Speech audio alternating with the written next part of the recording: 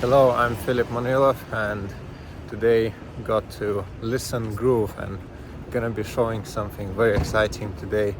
I'll be visiting the gallery called Lisson Gallery, and we'll be seeing the works of Tony Cragg. He's the Anglo-German artist, and he was born in 1949, and he's just producing some of the very amazing sculptures that are very fluid and imaginative, and they're very unusual in their shapes and forms, and materiality is just absolutely amazing. So I'm very thrilled to see this exhibition.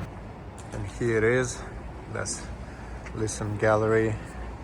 Never been here before, so this is gonna be first-hand exploration.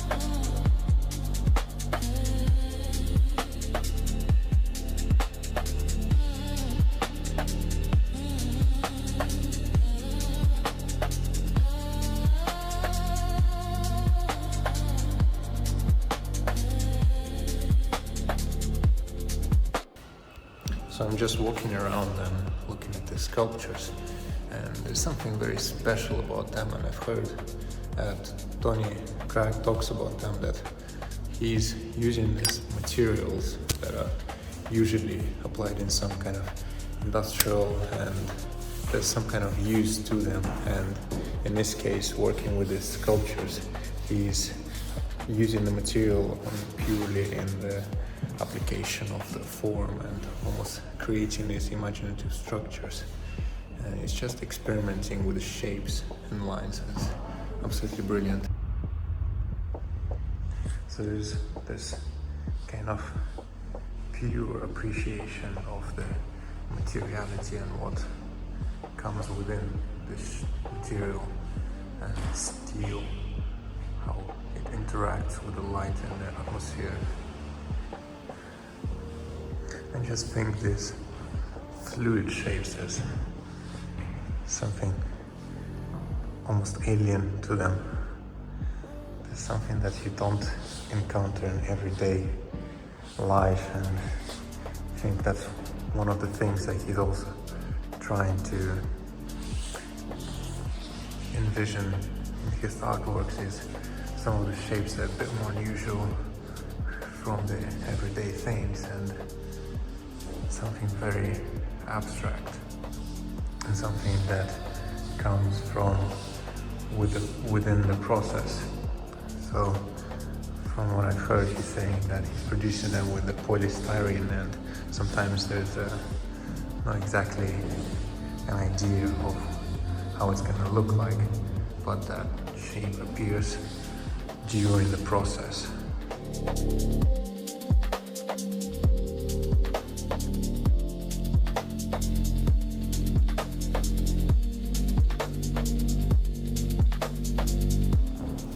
And I'm just in love with absolute complexity and multi-dimensionality of these works. There's so many layers, so much structure to them, and how the materials interact is very, very unique, and how they capture the light. So some of them are polished and some of them are left as exposed cotton steel, and the pure light interaction within these artworks is just a very unique way of looking at these materials and metals. And then the others, like this one, he chooses the color, so he kind of abstractizes the material from which it is done. It makes you wonder what exactly this is, because you cannot tell straight away whether it is plastic or wood or it's metal.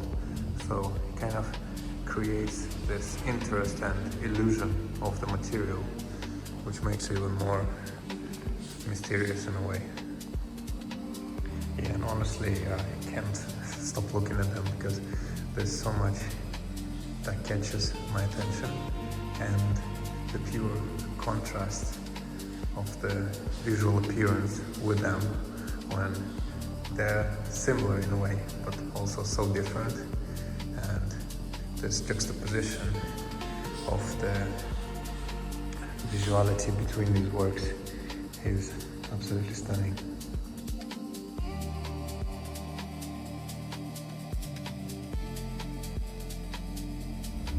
And it is this amazing game of light within the metal and the reflections that come within it.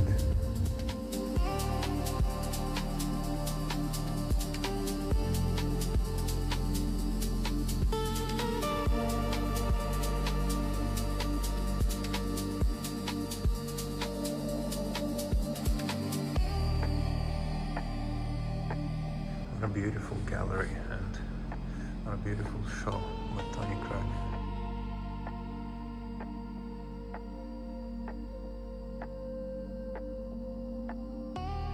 There's so much motion captured in those still cotton steel sculptures.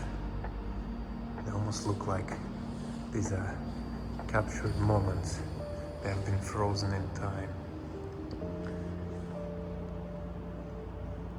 And there's so much variety that comes within these folds and shapes, and how light is interacting with all these curves is just something I've not really seen before. Very unique. And there's again this fact that these sculptures, they lack this utilitarian aspect to them, and they purely explore their materials and how steel can fold and shape itself. Is just very nice.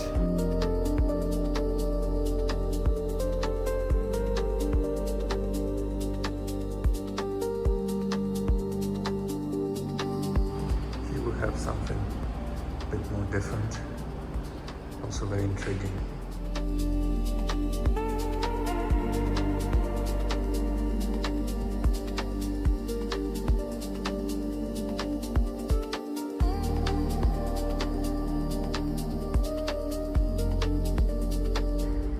And this is a sculpture outside in the courtyard, and it's quite hard to guess the material, but apparently it is bronze. It's covered in this interesting green shade, which again makes you question the materiality. It's very imaginative and very unique how you can see it contrasting with the rest of the background against the straight bricks and the different geometries of the trees. They have this almost alien qualities to them. As you can see, we had a bit of snow, so it adds even more atmosphere.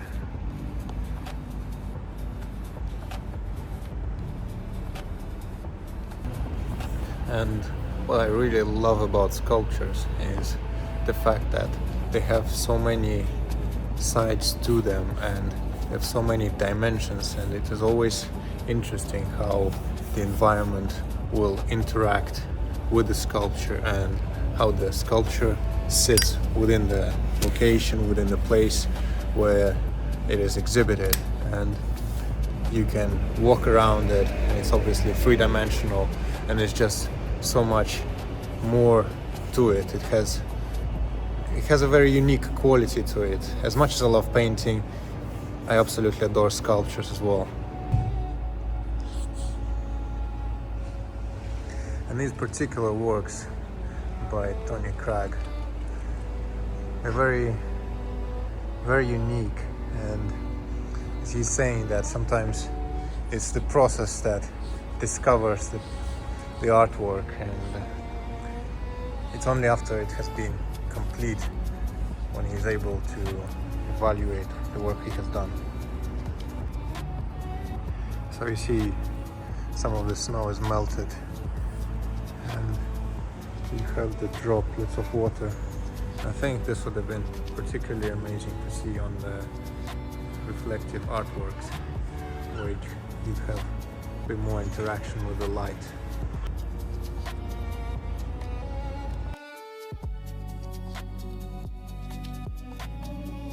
And I've seen how he makes the artworks. First he produces the polystyrene model, and then he makes a careful note of each part, and it is then disassembled, and each of these polystyrene parts is then cast into a metal shape, and after that they're reassembled, and I suppose the joints are carefully welded together and they look absolutely seamless after that. It's a brilliant work is done on it.